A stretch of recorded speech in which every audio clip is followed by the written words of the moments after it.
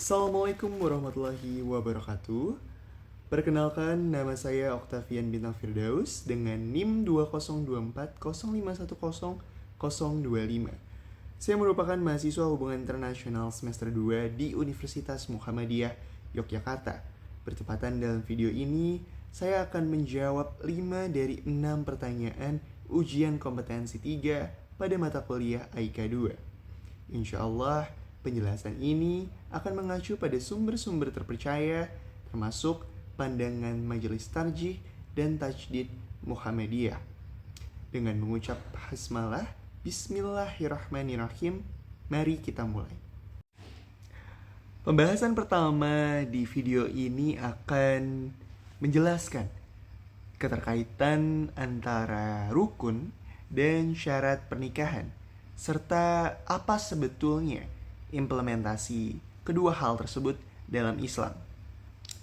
Berangkat dari kata rukun dan syarat, pernikahan dalam Islam tentu memiliki rukun dan syarat yang harus dipenuhi agar sah secara syar'i. Adapun rukun nikah dalam Islam itu memiliki 5 hal.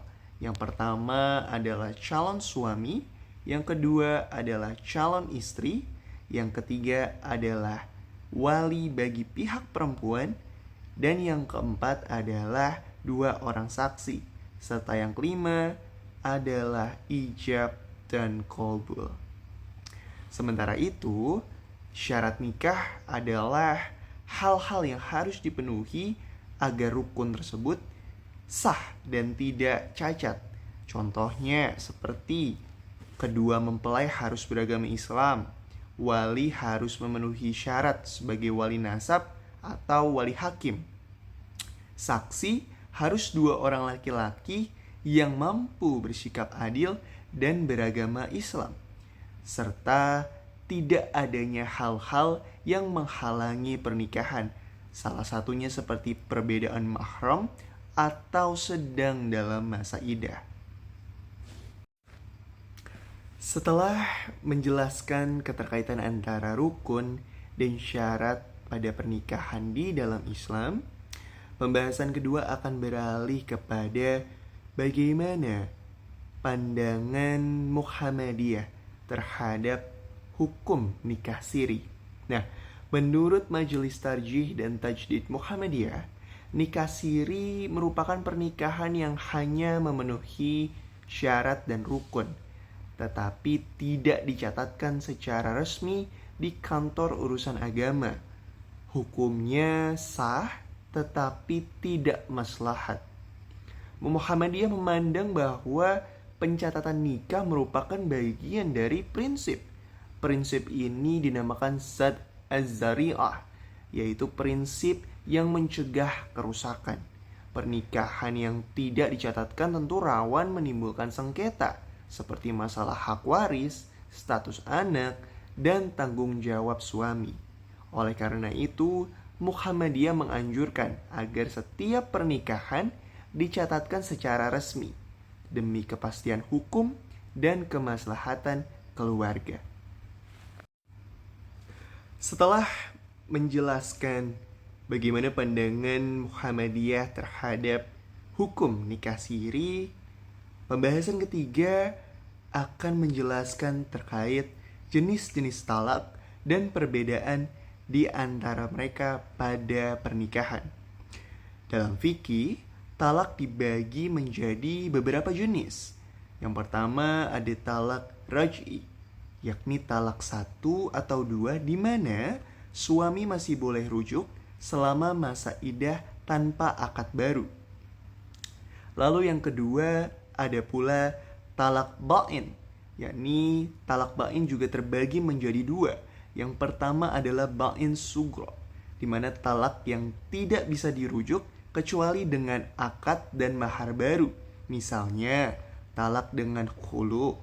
Lalu yang kedua adalah ba'in kubro, yakni talak yang sudah 3 kali dijatuhkan sehingga suami tidak boleh menikahi mantan istrinya lagi, kecuali wanita itu menikah dengan orang lain terlebih dahulu dan bercerai. Sebetulnya, perbedaan kedua hal tersebut terletak pada hak rujuk, jumlah talak, dan status hukum sesudah perceraian. Hal ini tentu akan cukup berat dihadapkan pada sebuah keluarga. Untuk itu, saya pribadi mendoakan teman-teman untuk bisa dijauhkan dari segala bentuk talak.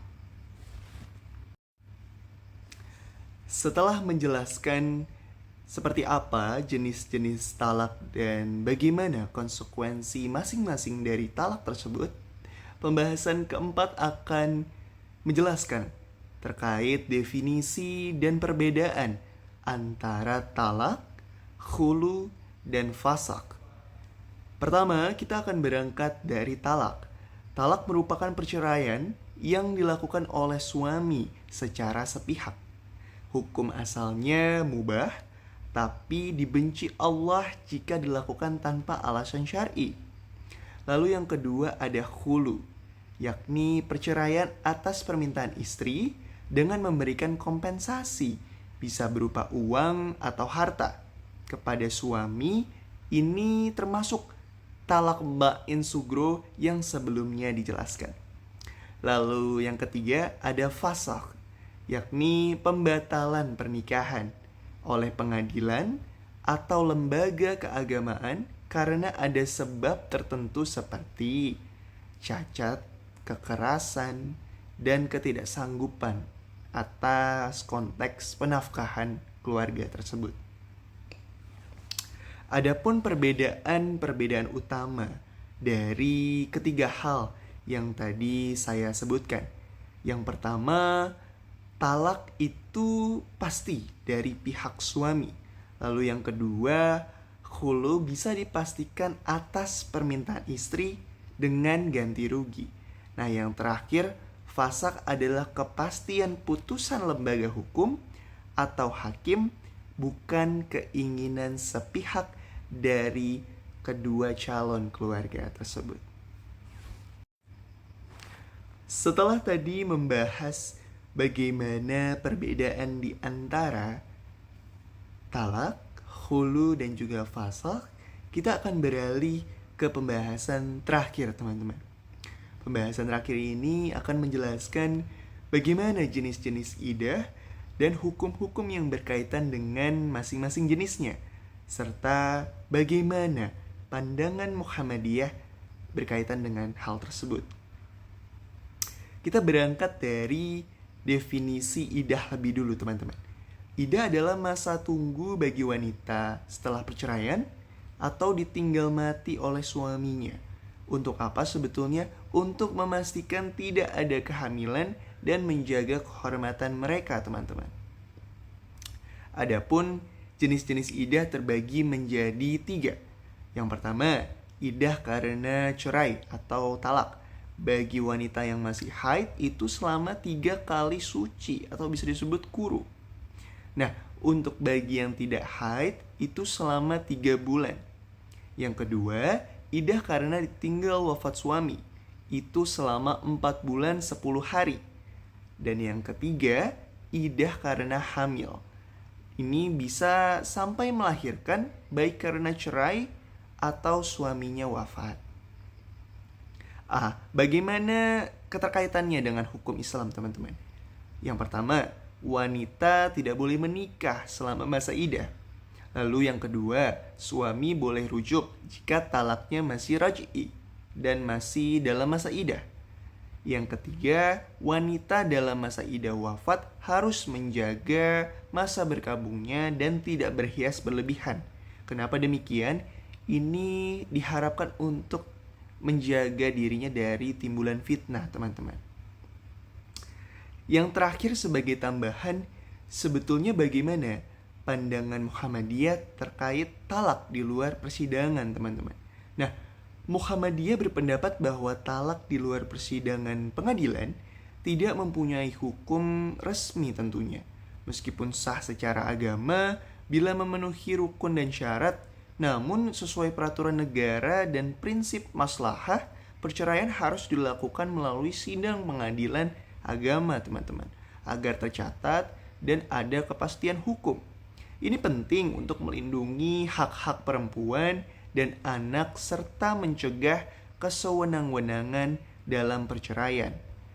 Tentunya semua itu sebagai bentuk harapan dan antisipasi bagi kita, umat manusia, untuk menjaga kebersamaan sebagai satu keluarga yang memiliki harapan untuk menjadi sakinah, mawadah, dan warahmah. Demikianlah penjelasan saya mengenai 5 dari 6 pertanyaan ujian kompetensi 3 AIKA 2. Semoga bermanfaat. Dan sebagai akademisi yang memiliki integritas, saya sangat terbuka untuk menjadi seorang muslim yang lebih baik. Saya Octavian Bintang Firdaus. Wassalamualaikum warahmatullahi wabarakatuh.